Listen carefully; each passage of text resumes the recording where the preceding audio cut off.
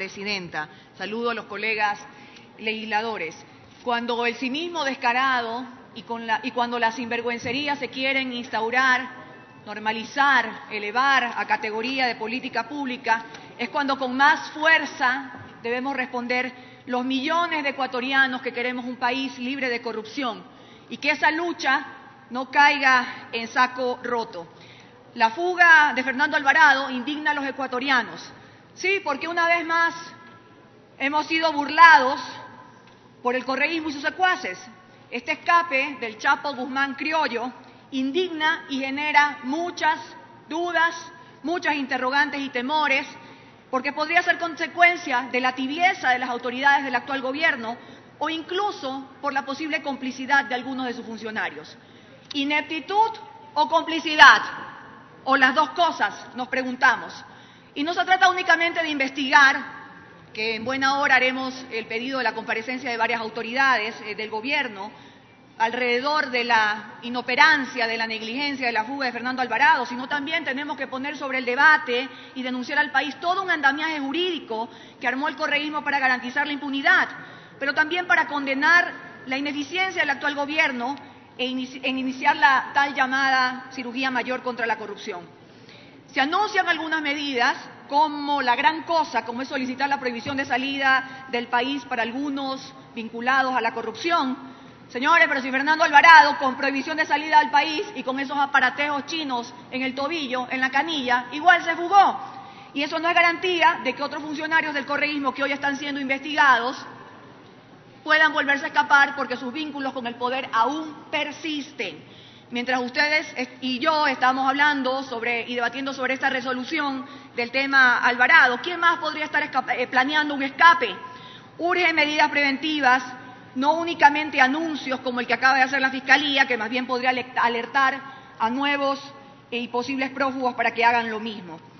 Ante la ineptitud en el control por parte del Ministerio de Justicia para controlar a quienes llevan los brazaletes electrónicos, la Fiscalía debe suspender en seguir solicitando esta medida como lo venía solicitando, pedir la sustitución por otras que verdaderamente garanticen la presencia de los sospechosos en los procesos, sobre todo en los delitos graves, en esos delitos de aquellos que están investigados por ser uñas largas y meterle la mano a los recursos públicos que son sagrados. ¿Desde cuándo se sabía que estos brazaletes no funcionaban correctamente y aún así solicitaron una medida tan floja para el señor Alvarado? ¿O es que acaso esto fue una fuga planeada? ¿Qué autoridades participaron? Estas interrogantes tienen que contestarlas algunas personas en la cadena de errores, desde el fiscal que pidió una medida ineficaz, desde la jueza que en uso de su sana crítica no fue capaz de analizar un poco más las consecuencias antes de concederla, y el Ministerio de Justicia que no pudo controlar su adecuado cumplimiento. Todos aquí sabemos que Fernando Alvarado no es ningún angelito, además de haber sido el cerebro de todas las campañas de desprestigio contra opositores, de haber liderado un estado de propaganda y de haber perseguido a cuanto contradictor quiso. Ha sido notificado nada más y nada menos por 11 informes de Contraloría con indicios de responsabilidad penal por diversos delitos, desde el mal manejo de los medios públicos, que hoy son los trabajadores los que tienen que pagar las consecuencias porque a muchos de ellos no les han pagado sus remuneraciones o por poquitos, según las denuncias que hemos hecho, y todavía una mora patronal de más de 37 meses. En la época del correísmo, nuestro servicio de inteligencia fue usado para seguir cada paso que dábamos los opositores a todos lados. ¿Por qué no hicieron lo mismo con Alvarado, para evitar su fuga? Al menos saber dónde estaba y por qué en las últimas horas tuvo tan sospechosos movimientos, pero no hicieron nada. Ya saben dónde están los otros funcionarios correístas, sospechosos también, que también se podrían fugar del país. Lo mínimo que exige la lógica y las circunstancias. Por eso pido, señora Presidenta, que el proyecto de resolución planteado también se pida la comparecencia de quien ahora mismo dirija el servicio de inteligencia para que expliquen estas graves omisiones a los ecuatorianos.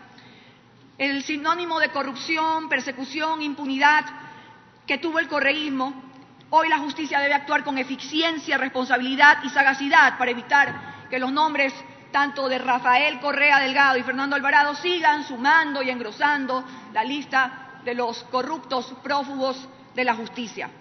En la lucha contra la corrupción en esta transición que vive nuestro país, Las autoridades del gobierno central deben estar a la altura de las circunstancias o dar un paso al costado.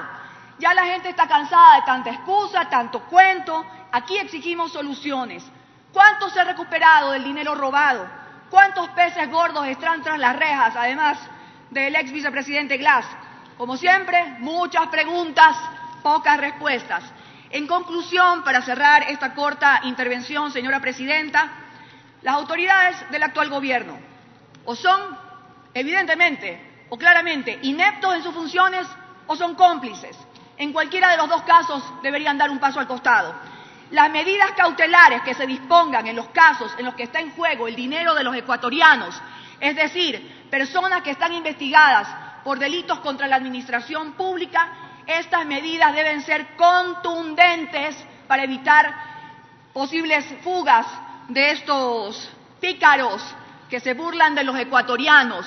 No se puede continuar entregando como medida la colocación de estos aparatejos que ya sabemos no sirven para nada y que dejan a las autoridades en entredicho y a un Chapo Guzmán criollo riéndose cínicamente de los ecuatorianos. Gracias, señora presidenta. Gracias. Tiene la palabra.